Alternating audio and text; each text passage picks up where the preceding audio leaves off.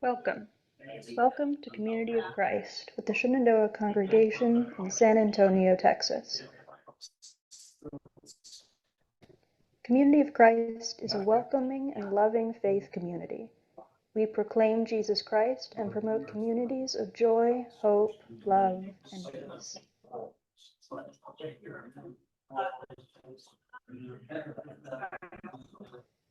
Please take a moment and like our video channel so you don't miss anything, and comment to tell us where you are joining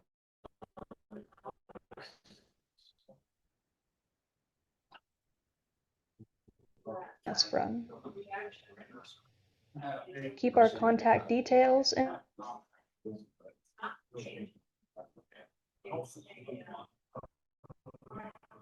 share with us how we can minister to your needs. Find more information at www.seaofchrist. If you would like to view past services, follow this link on our website. We welcome you.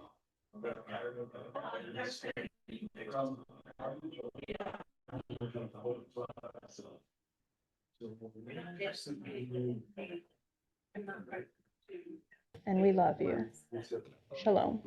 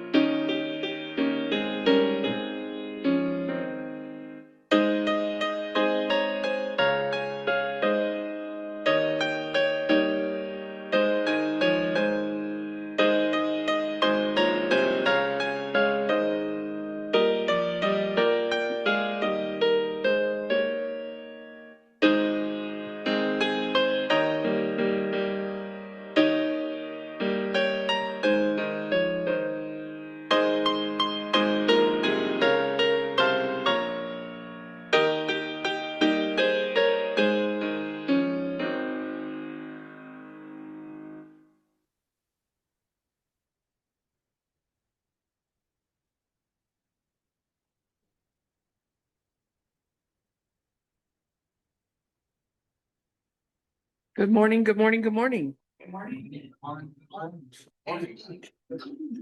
I would like to welcome you this morning to our alternate service location for informal, different kind of service. I don't know if y'all have noticed, but once a month on the third Sunday of the month, we've been having this. And I'm looking forward to next month because that's my turn. So we'll see what happens. I'd like to welcome you this morning to the Community of Christ Church in San Antonio, Texas. We're glad that you're here. Those of you here in person, those of you joining us online, and those watching us later on YouTube. My name is Kelly Patton. I'm a assistant associate. I don't know. I'm still working on the term there, pastor here. And I get the pleasure of sharing with y'all some announcements this morning. First off, for those of y'all that are available Mondays at 8 o'clock, the Coastal Bend Mission Center has the coffee chats. So that's something good. I'm busy, so I still haven't done it. Carol left her glasses up here for us, so we're okay. I'm going to use mine and not hers. So we'll continue to read the announcements on the card.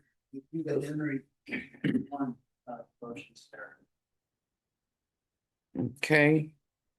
And excuse me. Some of the things that we have going on Mondays is 7 o'clock. It's a Bible study class that Earl Anderson does. You just join the same link to watch us here, and you can have the Bible study class. On Wednesdays, physically here at church, is the PTSD support group at 5, and then the prayer and testimony service at 6. Since Kim and Scott are back there doing those, Misty was helping out while they were gone. Misty also asked that there's a sign-up sheet on the bulletin board. If y'all will sign up for bringing treats for coffee time for before and after church, she'd appreciate that. Our next potluck, since we just had ours for July, is August 9th.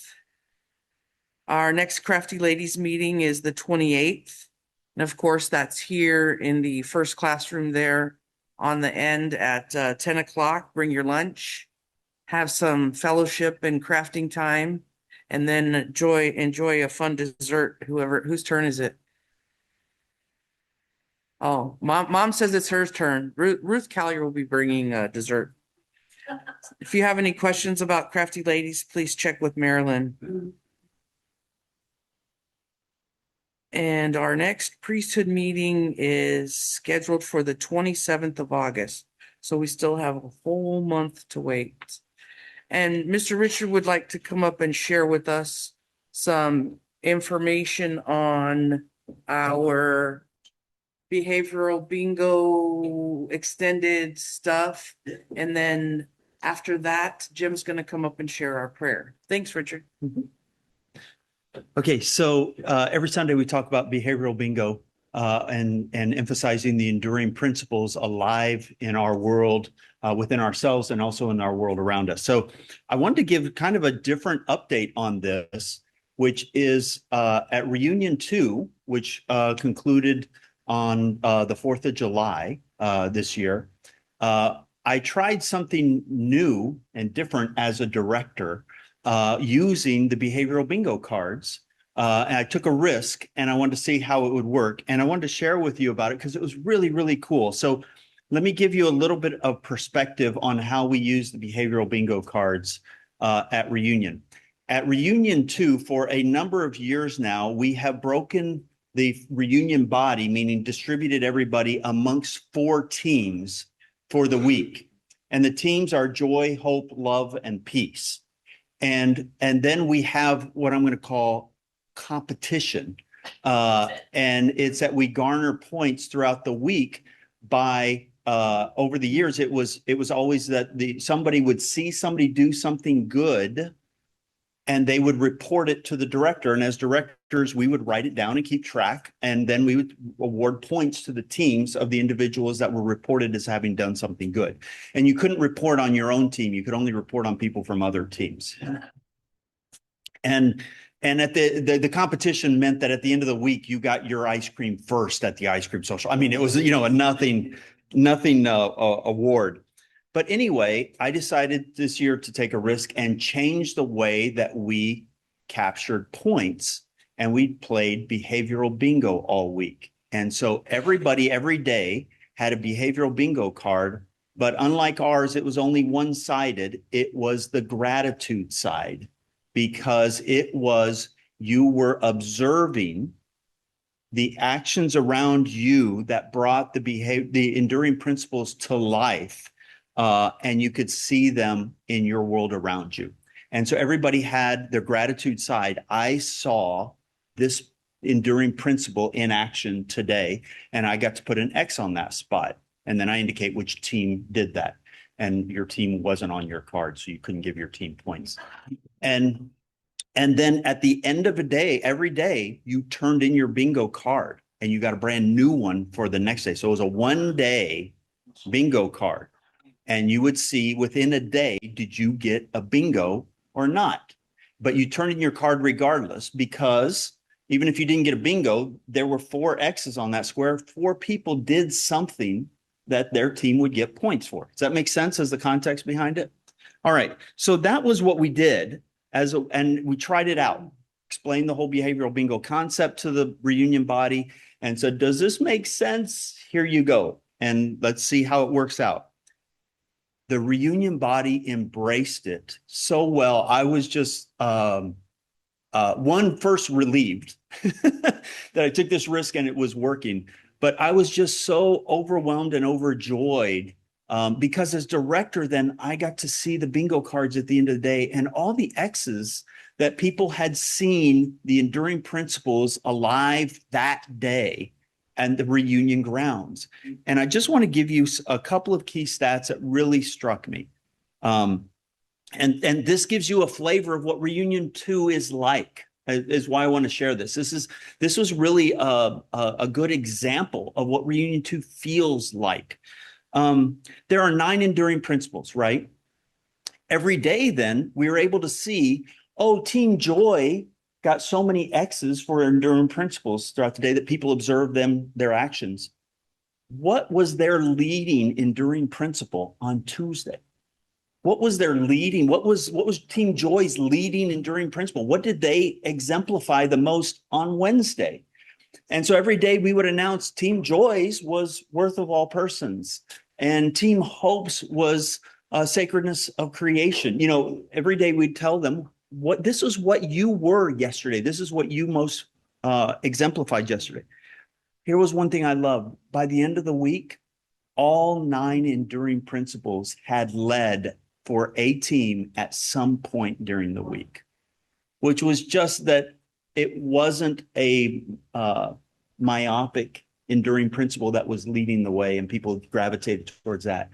All enduring principles were represented throughout the week, and at times all of them led at least one time for a team.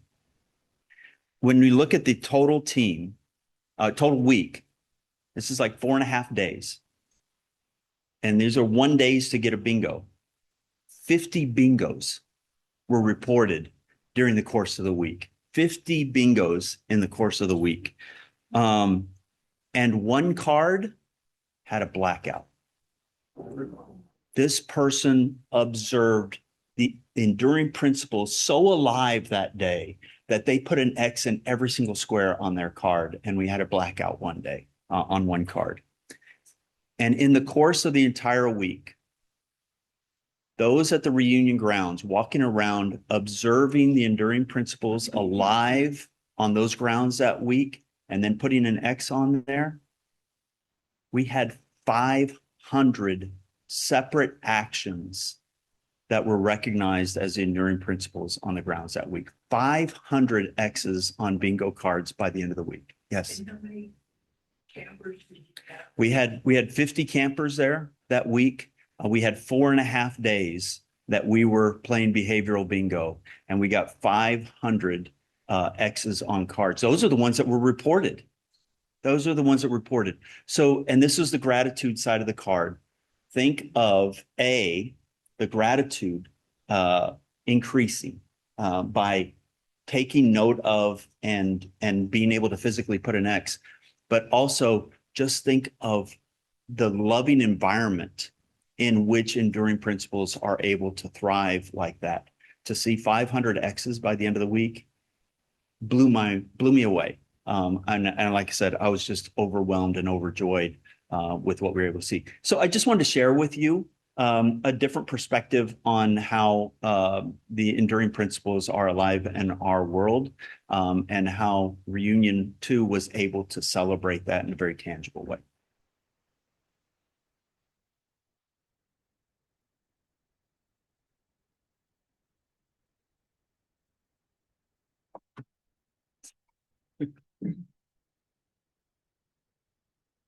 Will you bow with me in prayer?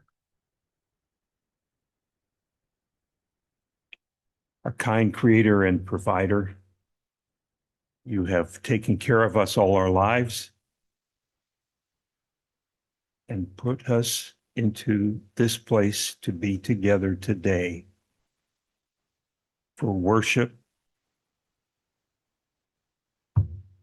for the ability to be a church family, your church family, and to learn and practice love. And we ask that that this day our behavior would be dedicated toward the building of your kingdom. We know that we come here with issues where we are concerned for our brothers and sisters. Some of them have health issues, some of them have just life stresses, and some have other things that seem to be very problematic to them at this time.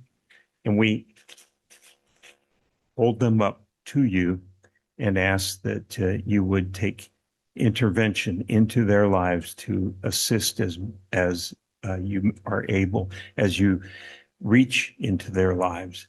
But we also ask that you would take us and use us as your hands and feet to provide that intervention. Let us be healers and helpers.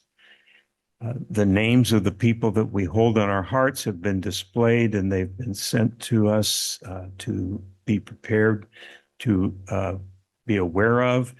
But then there are also people who weigh on our hearts that aren't among that list of names.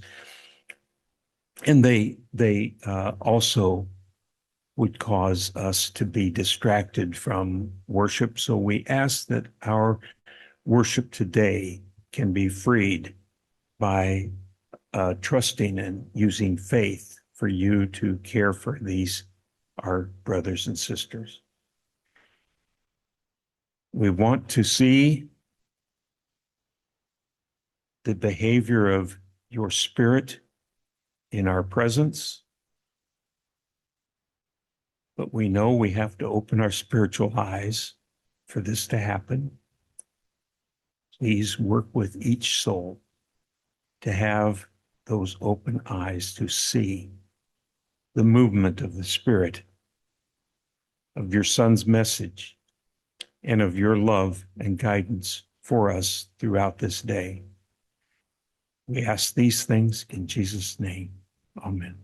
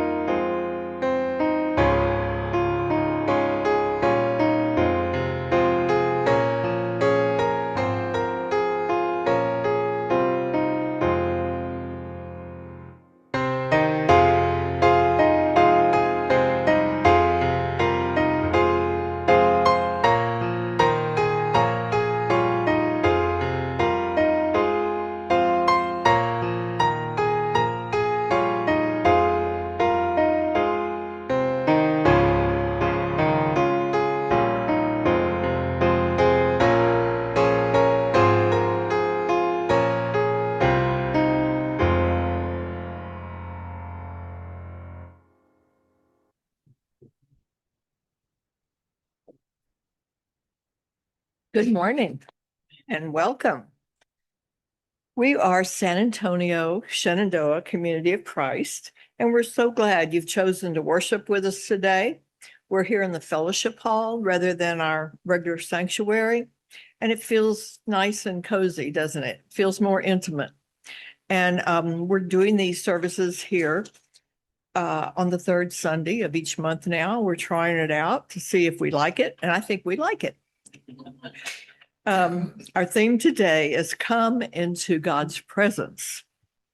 Let's open our service with hymn number 159, Santo, Santo, Santo, and you can sing it in any language you want. There's French, Spanish, English, whatever you want, German, I believe. So 159. Oh, and remain seated.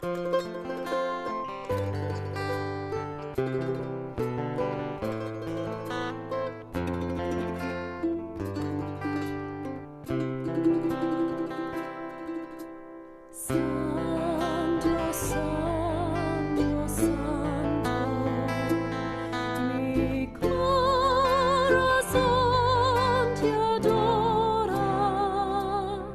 mi corazón te sabe decir, Santo eres, Señor.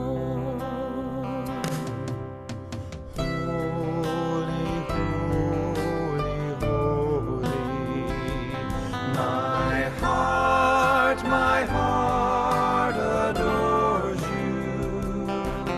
My heart knows how to say to you, holy are you, Lord.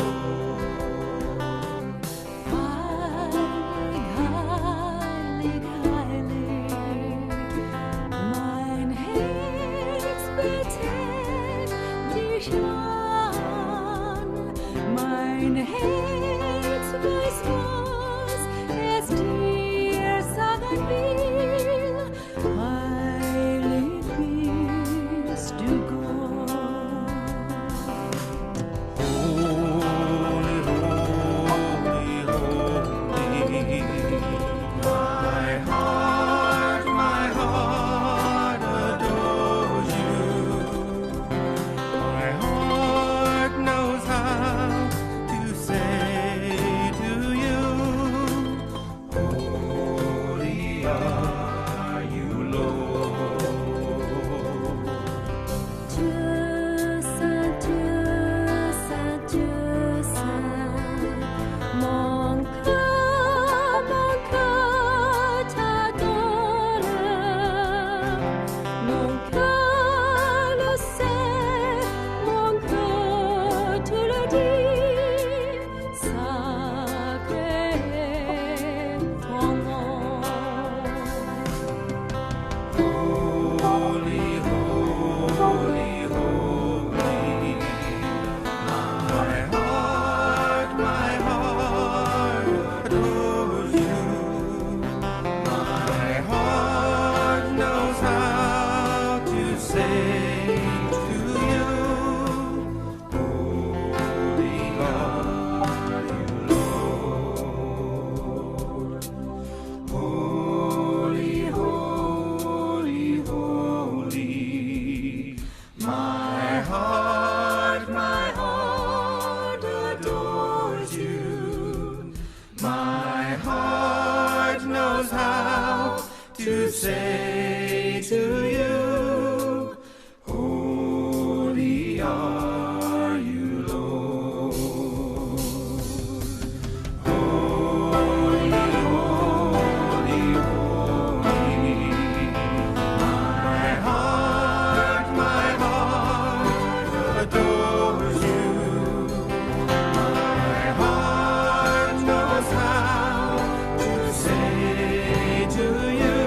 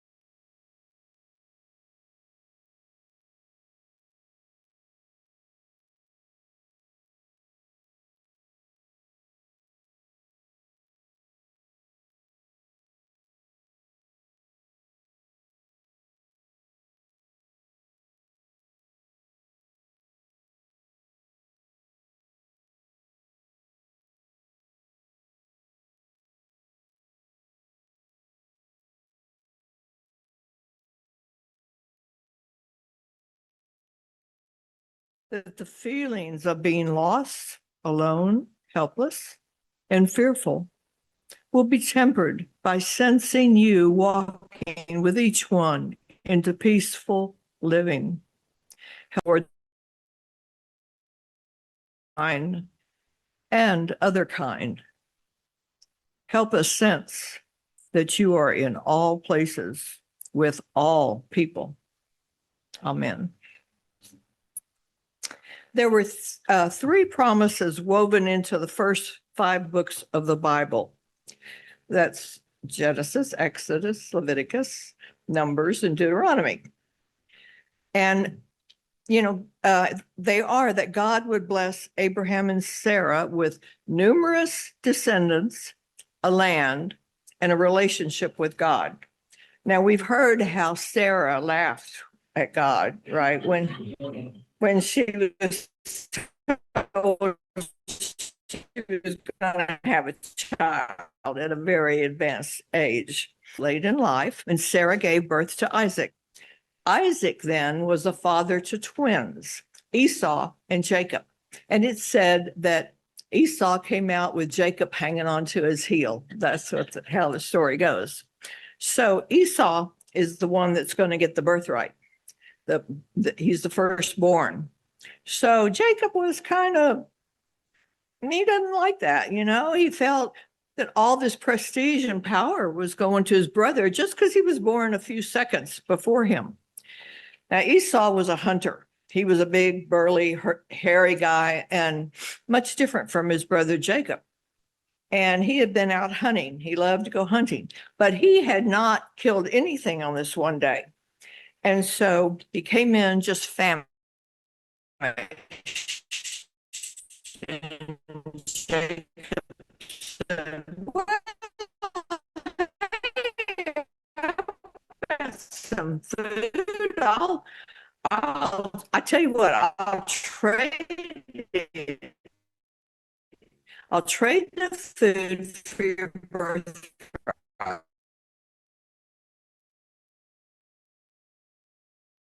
Okay.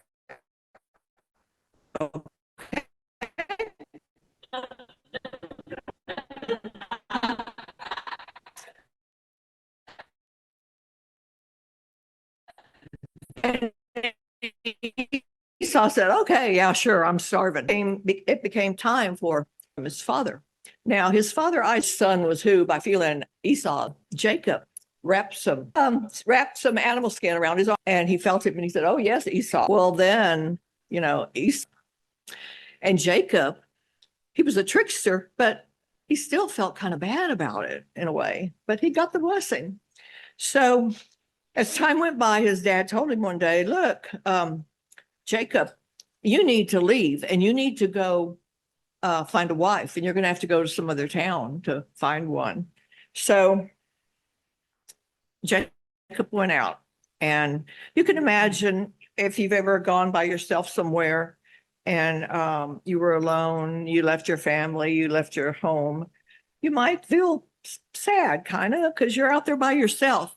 And he probably felt that, he had left his family, he had maybe left God, because people back then kind of felt like God was here, like God's in the sanctuary. He's not over here in the grass out here in the yard. He's in the sanctuary.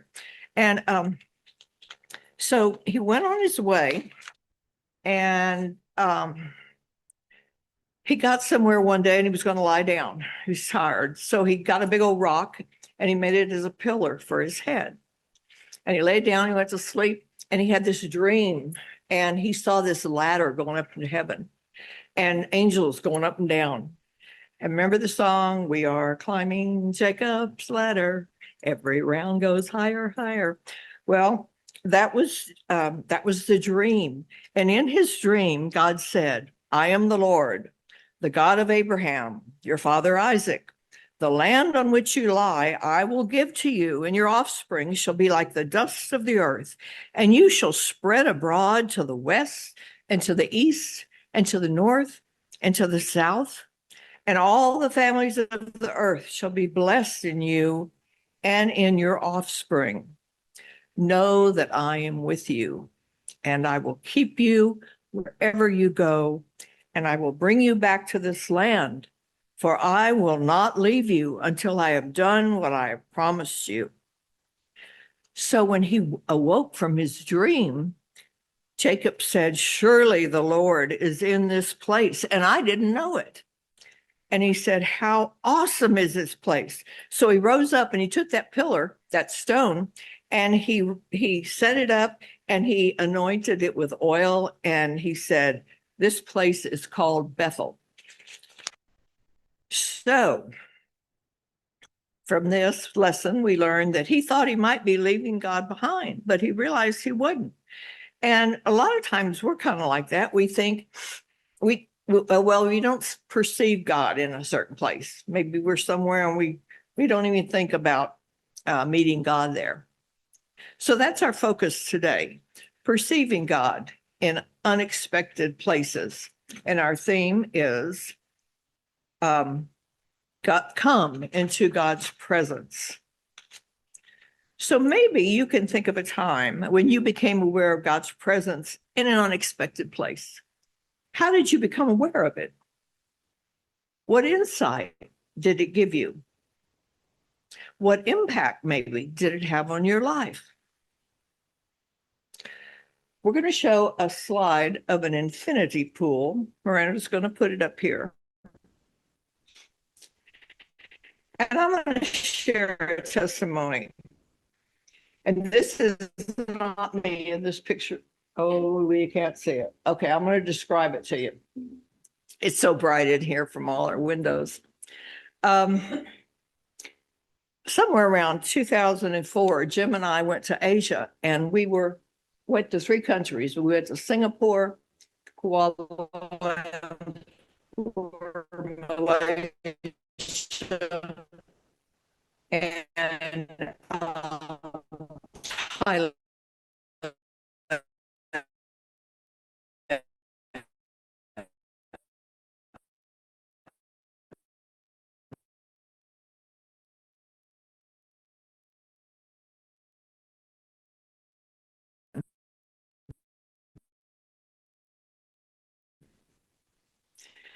And in all of those countries, I noticed that when we would go like to the market, they would have animals, all kinds of stuff. But they would have some kind of altar there, be a Buddha there. And so the hotel, very nice hotel, he'll find a picture to depict this. This isn't a wall, but it goes down this pool about dusk. And the sky was hazy, kind of like it is in some of our states right now from the fires. And it was hazy because of the fires in the area. So the sun was setting. It was dusk. We were looking down at a park. There were very pretty trees and grass and walkways. And then all of a sudden, we heard them being called to prayer. The Muslim calling to prayer over some loudspeaker that just went out over this park. And it was just surreal because it has stayed with me. And it just showed, they call them to prayer 5 times a day. They do it at base Mecca and pray. And it's right here at this moment. It was just, that's what it showed me, that God is everywhere. That God loves all people everywhere.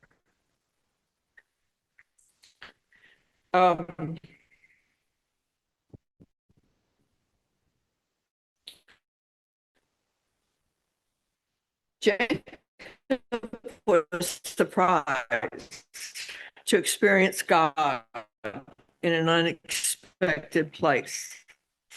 Are we like that? Are we surprised to encounter God outside the sanctuary or outside the reunion grounds or in a church? To understand with Jacob that no matter where we are physically, he will find us and he will meet us there. Spiritual experience. We're spiritual beings having a human experience. Most of us have heard these words from a French philosopher, Pierre Teilhard de Chardin. And maybe I might have really butchered that name. I tried. And for most of us, there is something about this idea that resonates at a very, very basic level in us. Something in us knows that deep in the gut or in the head, perhaps at an unconscious level, that we are all made of more than just the sum total of our thoughts and our feelings and life situation that we are living at the present moment. We have a sense of being larger or more infinite than just little old me. There's a story you may have heard about a 5-year-old whose mommy had, this might be, one of those urban legends, teaches us a lesson, I think. The little boy kept asking to spend time alone with his new sister. And when his parents asked him why he wanted alone time with the baby, he said that he needed it because he was starting to forget God. The message I think for us is that spirituality is all about the art of going home. It illustrates returning to divine union with our Maker. So some of you today have told me that you would like to share an experience that you've had when you sense the holy in your life. To put it another way, when the boundary between the physical world and the spiritual world have just kind of felt so close that heaven and earth seem to collapse into each other. In these spaces, the veil is lifted, so to speak, and it allows a heightened sense of the divine.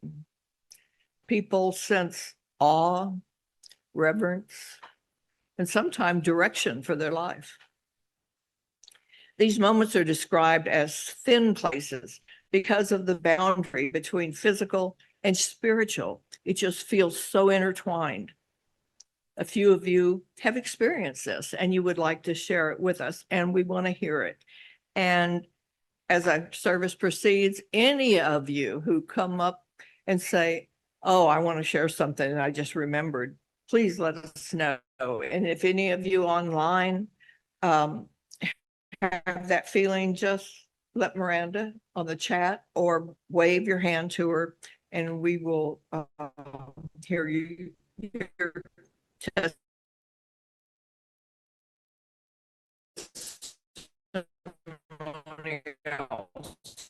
So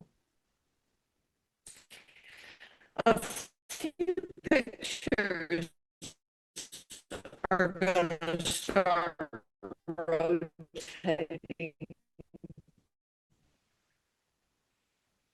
on the screen. And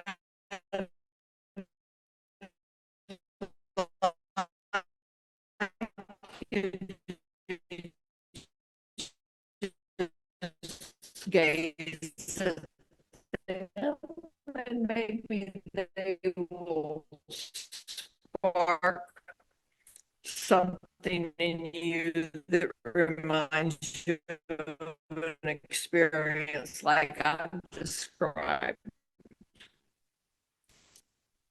Just pause and remember if you had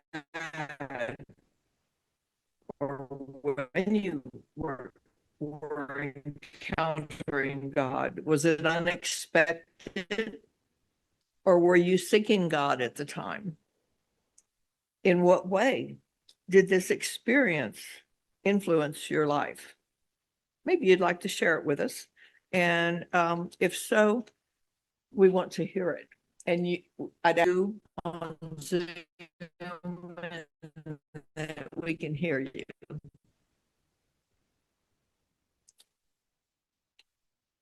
Who would like to go first? Elodia.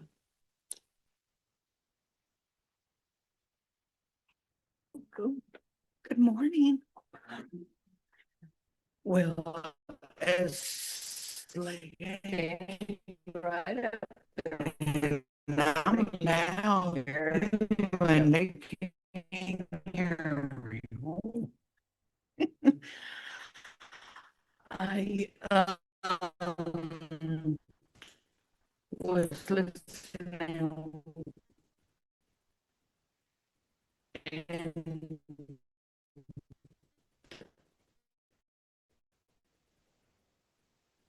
uh, maybe 2 weeks ago, a month ago, I don't remember very well.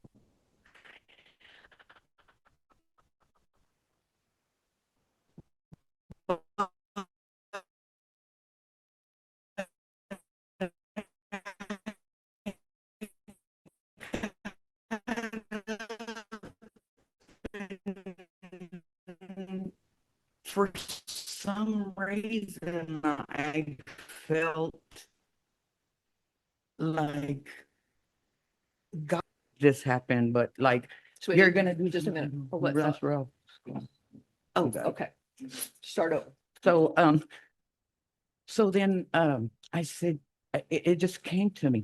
I said, something's good gonna happen today. So, you know, in your spirit and you believe in him.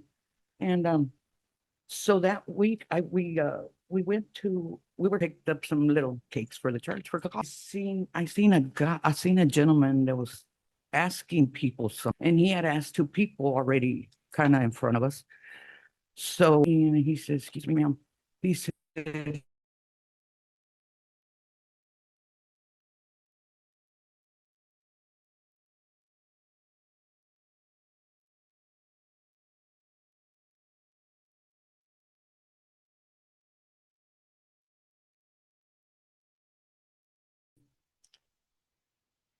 I've really been in this area of discernment where I'm trying to figure out what God wants.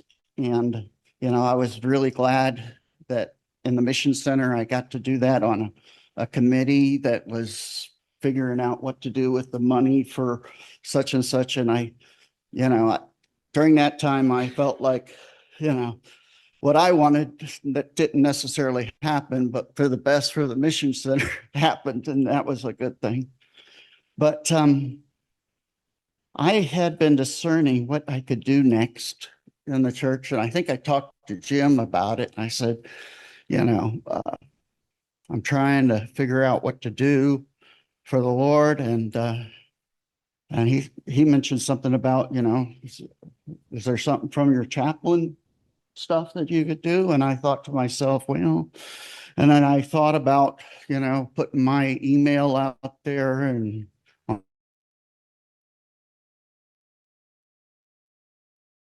on the Herald and having people from the church come talk to me and stuff. But I don't know, I just got this unsettling experience. Like, no, that's not it. Okay. And I had God talk to me, and he told me to start a PTSD support group. And I said, God, I really don't want to do that because that's just another weakness that I have to say I have struggled with PTSD. And I really don't want that to be out there, because I want people to think good of me. And, but then I was reminded that in our weakness, God is strong. And so after arguing with God for a bit about this thing, start a PTSD group, I finally did. And Kim supported me in that. And I think it was like, can't remember the month, but we sat here and on a Wednesday night, we put the banner up outside about the PTSD group. and PTSD support group. And nobody showed the first month. And I'm thinking to myself, well, God, did I hear you right? Am I misunderstanding you? So the second month we sat here, me and Kim, the whole month by ourselves. Nobody showed for the PTSD group. And now I'm really starting to think, Lord, I thought you told me to do this. Why is this not taking off? And the third month we sat here and nobody came. And I was about ready to give up, really, after 3 months of sitting in this building, not having anybody come. And, part of the discernment with me was that I felt like we needed to offer something that could help the local community here and help. In fact, but anyway, on the fourth month, a couple people showed. No, the sixth month. Was it 6 months that somebody finally showed? Okay, 6 months. So 6 months of total sitting here with my wife, Kim, and nobody coming to the PTSD support group. And we got a banner out there and advertised. And so at the 6th month, my wife reminds me is when they finally started trickling in, and I had a couple, and I was like, okay, all right, God, great, And then I had a couple more come in and a couple more, and it ended up being like over 30 different people that came, not all at once, but people that trickled in, and some moved away and some did this and that. So the group kind of remained small, but it progressed. And, God had told me to set this up where it was the PTSD group and then have the prayer and testimony group afterwards. And I thought,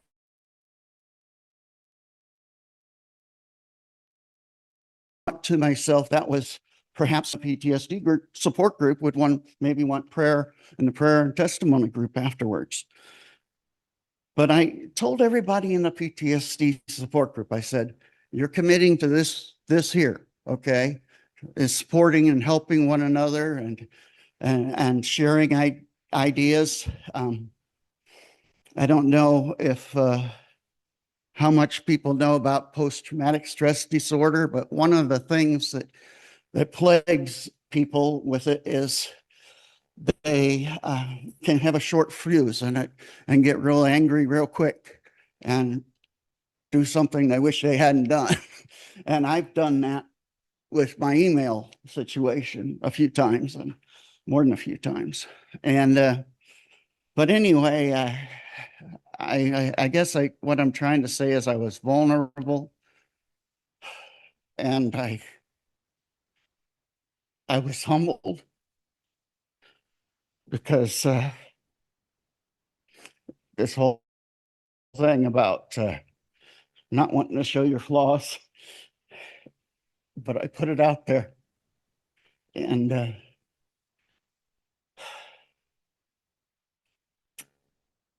I know it was of God. It wasn't of me. And the real surprise was when 2 of the people from the PTSD group has to be baptized and confirmed as members of this church. And I felt so blessed and so humbled by that experience. And the Lord has told me that, and maybe it's for everybody, I don't know, but as we can offer things to the local community, the needs of the local community, it's a good thing. You know, I'm thinking it would be good to have a 12-step, program if I had problems with alcohol at one point, but I haven't had that. So but I did have problems with PTSDs, and as a chaplain, I coupled military chaplain, I coupled with the mental health people, and we actually did treatment for PTSD. But I actually, things I saw in the burn unit and the trauma centers, I actually had needing counseling and had needed, treatment and learning ways to cope better. And that's the good thing about the PTSD group is I tell people, I'm not the expert. I'm just one of you guys. And let's just share what is good. How did you cope with this? How did you get through this? And one of the ones that surprised me a lot was the fact that a lot of them said their devotion with God actually did help them through the different circumstances and situations. And so I want to end up with that, but I just wanted to say that to me is more of a current thing that's happened in my life. I seem to be trying to hone this discernment thing, what's God's will, what's my will, trying to figure out, what God's will is. And I think the 2 years in the spiritual formation and companioning program with Kim that the church offers. And then now this last year, I've been in the spiritual direction program, trying to learn where the Spirit is speaking and listening to people's stories and trying to give them positive, encouraging feedback on, hey, God's working in that way in your life, And so anyway, next year I'll have one more year and I'll be done with that spiritual direction and be able to do more. Next year I'm going to be more application and doing with the people doing the spiritual direction thing. But God's at work all the time. The thing is, we got to listen. And that's myself. Got 2 ears, 1 mouth, and I talk a lot, as you can see with my testimony here. Bye-bye. Thank you, Scott.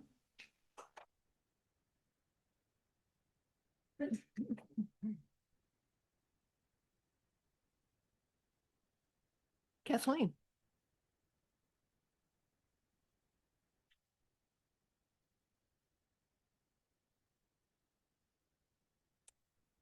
I'd like to share with you probably the time in my life where that veil between the sacred and the human has been the most thin was in the couple of weeks leading up to the diagnosis that my mom had with her acute leukemia a little over a year ago. I didn't realize what was happening until after the fact. But I had some physical symptoms in the week to 2 weeks before her diagnosis that I could not explain. I had some tightness in my chest, and I had some other physical things that made me call my doctor and make an appointment. And we spoke, and she said, this sounds like it could be a heart issue. Some of the things that you are describing are concerning to me, and I want you to go right across the street to the hospital and get checked out. And so I did, and they did not find anything. I had symptoms for a number of days, maybe a week and a half before I talked to my doctor. And then I had them another time, And I felt like, I don't understand what's going on with this. I'm having these symptoms, but the doctors are telling me that there's no physical manifestation that you need to be worried about.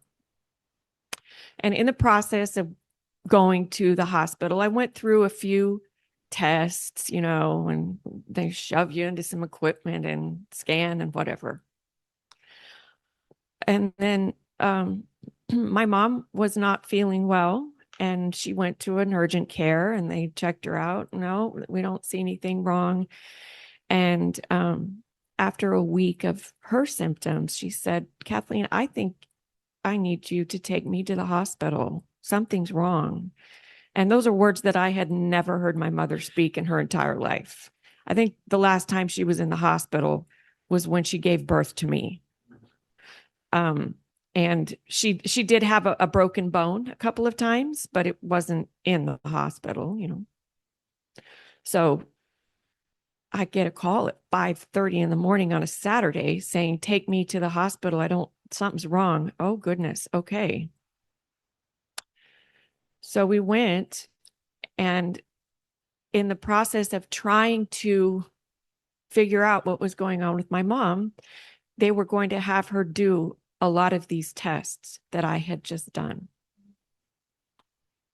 And she's never done anything like that before. And I was able to tell her before going in, this is what's going to happen. This is how it's going to feel. And it's not a big deal. And so then we got the diagnosis that day. And I started noticing that on her bad days, I was having those feelings again. And on her good days, I was not. And I remember one day, I think she'd been in the hospital for almost a week. And I woke up that morning, it was a Friday morning, and I said to Richard, I have to get to the hospital right now. I'm having that feeling and it's bad today. And I walked in and it was a bad day. I knew I can't explain this. I'm a spiritual person, but I'm also a logical person. And there is no logical answer for this. But I was having physical symptoms along with my mother. And that I was able, in the process of going through the testing, to then be able to comfort her when she was going to start going through these tests. And that was an experience that I will never forget, that I was being prepared to help comfort my mom when she needed it. And there was a break in the veil between my mother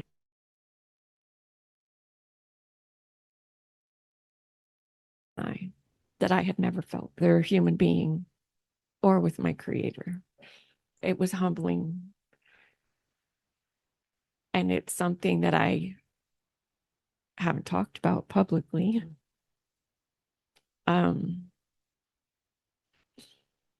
And it was undeniable.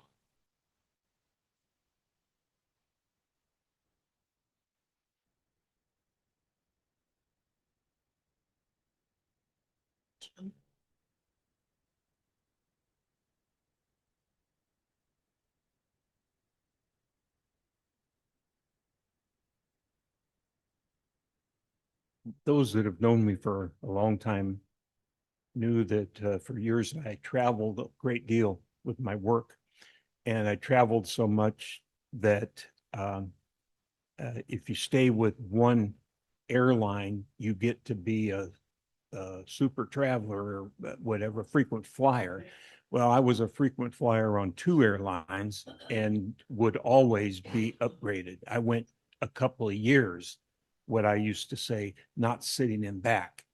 And that becomes, if you have to travel it's an imposition, and that becomes important to you, that you get to at least have the comfort of the front, the first class part of the plane. I was coming back one time where from San Francisco, but San Francisco to LA to San Antonio.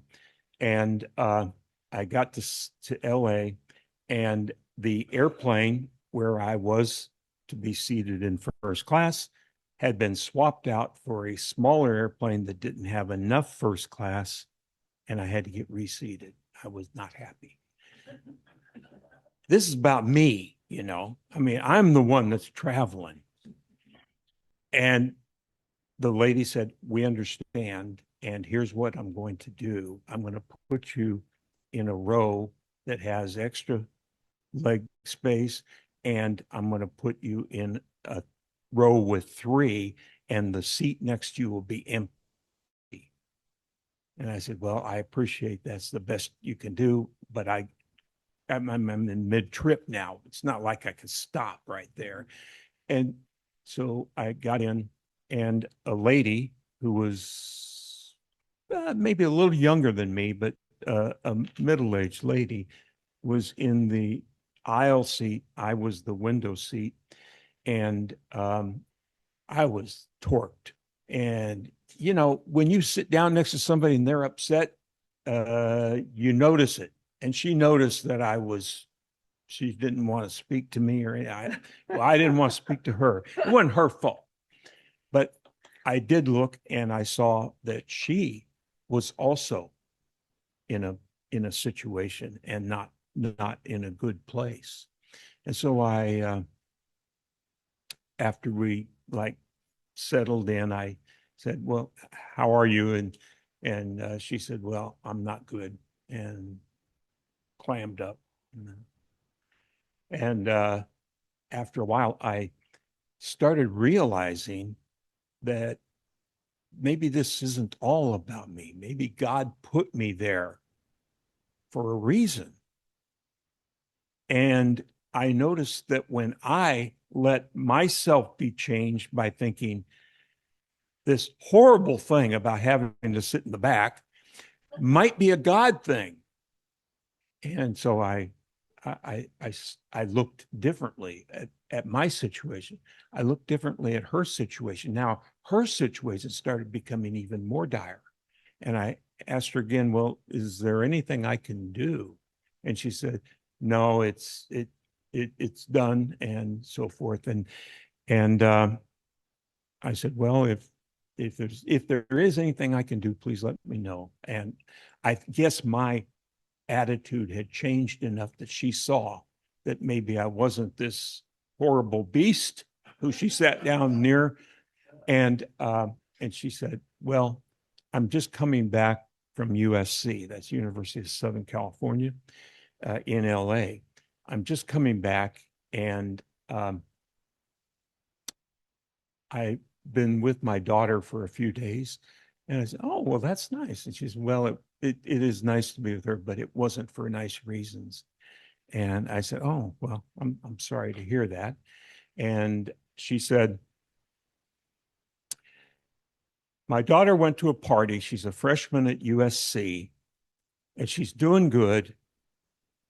And by the way, this lady is from the Waco area, which would make me think, boy, she might have wanted to go to, what's that little college up there? Baylor. But USC's not so bad. And so I'm listening to what, and she said, my daughter went to a freshman party.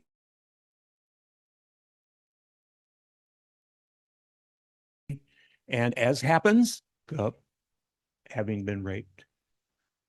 And I got a call, and I got on an airplane, and I've just spent the last 4 days, or however many days, I've spent those days thinking maybe I need to move in and be her roommate, which would not work. But, you know, that's mom think. She said, but I've got a husband and a son at home. I need, and she needs we've got her safe, but she needs to be on her own as an adult and so forth. And ultimately, I said, well, I don't know what religion you are or but would you like a prayer? And that's unusual for me to try to reach out to somebody I don't know. But she said, could you please? And so, we linked hands and I just said a prayer for her safety, a prayer for her being a mom away from a daughter who needs her. And she knows that. And anyway, that God moment would not have happened if I had not let myself let loose of not flying up front. But it did. And I very seldom talk experience. But I tell you, that's one that has a lot of meaning to me in day-to-day life. Thank you.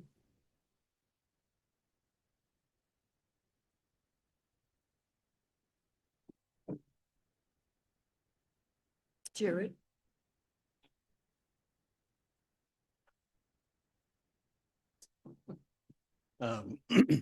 So a while back when you guys were kind enough to ask me to deliver a message, I kind of told some of the story about, like how Rebecca is sort of like my adopted mother, as her daughter was my best friend. And my path back to faith was very much sort of driven by looking at all of the events leading up to when she died, the tragic event. So I'm not going to go through the last one I shared, but, and there's lots of kind of pieces to that puzzle, but I just thought I'd share kind of one of the more joyful aspects of it. So she died on a Monday, late between Sunday night and Monday. This is Jess, Jess, Rebecca's daughter, my best friend. Rebecca's daughter. On Friday, we went to a concert together. So kind of an aging metalhead, and Polyphia is this really cool new, prog metal band. And I had actually gotten tickets to go and wanted to take my son because he had been a fan. But as a 19-year-old's want to do, he's like, yeah, no, they're not cool enough for me anymore. All right, nice. Thing about Jess is that she had epilepsy and often was kind of photosensitive. So I think concert, not the best place for somebody like that to go. But leading up to that concert, I was like, oh, and she kind of was hinting as we were texting each other that she'd like to go. All right, come on, Jess. But she's like, no, I'll wear sunglasses. Like, oh, okay, cool. So I ended up taking her. This was at the tech center at the Boeing Tech Port or whatever. Nice place to go.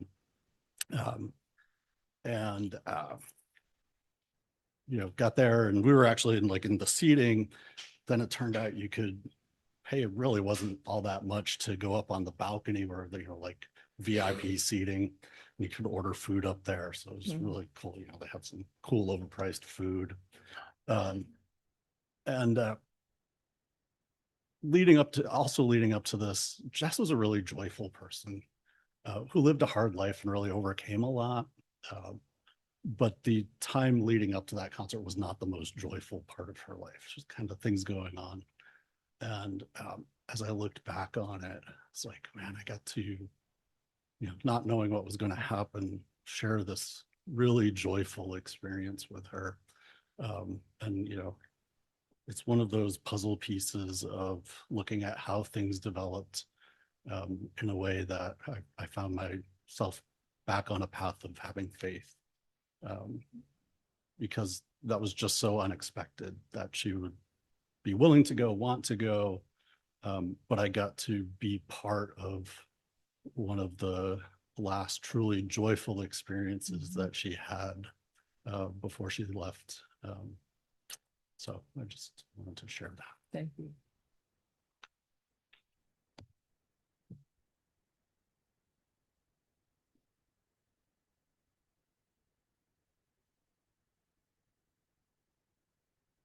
Anyone else?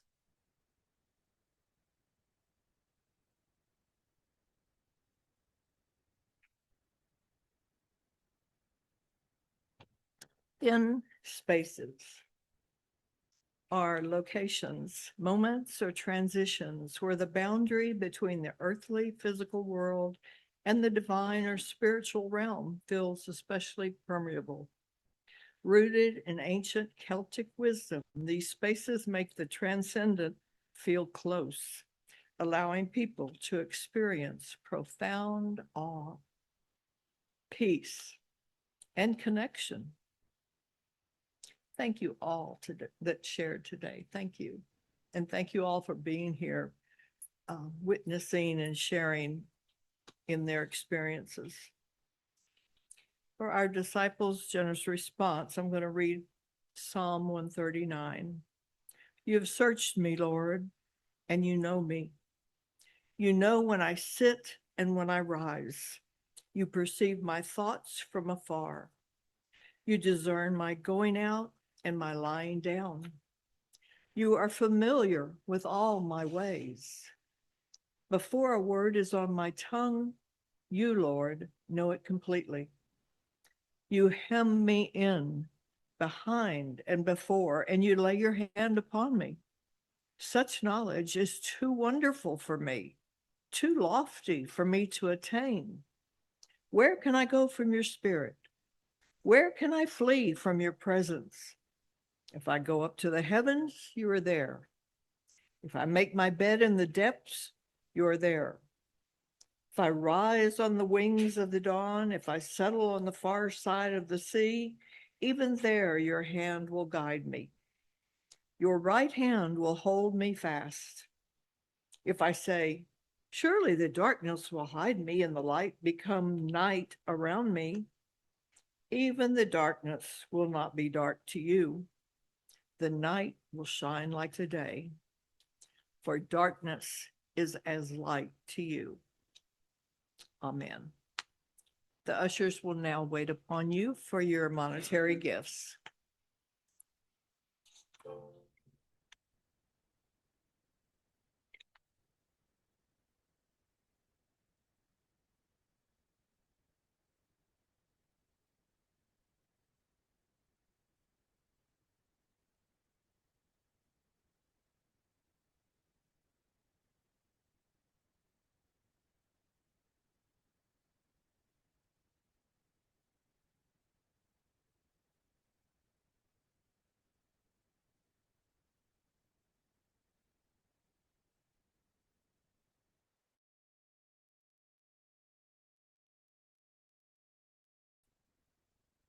I know not what the future hath, and then I would like you to pray the mission prayer with me afterward.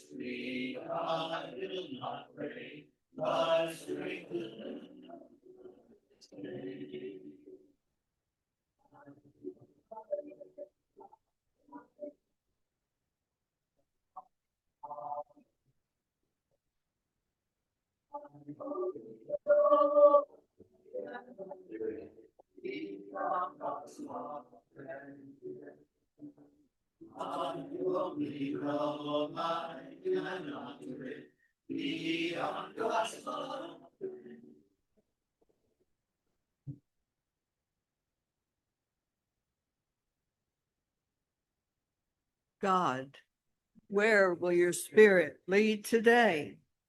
Help me be fully awake and ready to respond.